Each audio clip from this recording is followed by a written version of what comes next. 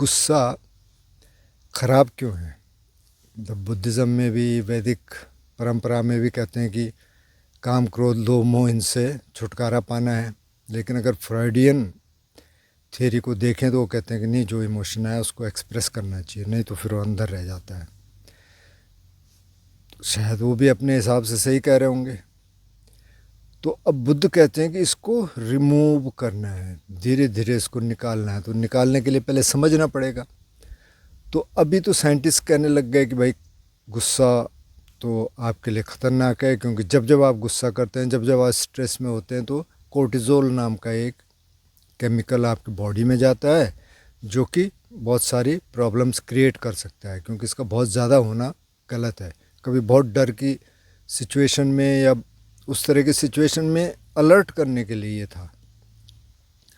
तो जब जब किए जाता है तो ये आपको हाइपरटेंशन में ला सकता है, आपका बीपी हाई हो सकता है, आपके पेट में अल्सर हो सकता है। अभी तो हार्ट के जो डॉक्टर हैं वो कह रहे हैं कि इससे हार्ट की प्रॉब्लम्स भी हो सकती हैं, क्योंकि जब जब आप स्ट्रेस करते हैं तो कॉन्ट्रैक्शन होता है सारे उसमें नर्व्स में, और उससे ब्लड फ्लो थोड़ा कम हो जाएगा।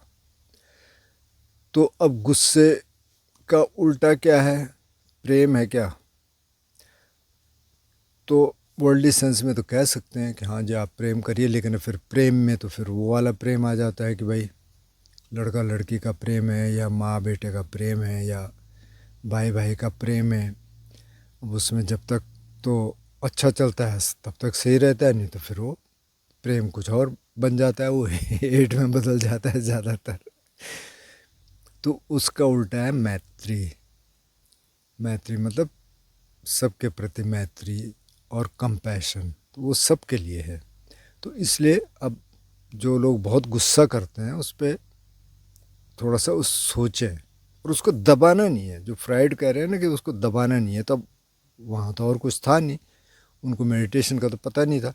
तो ध्यान से अपने आप ठीक होने लगता है धीरे धीरे, और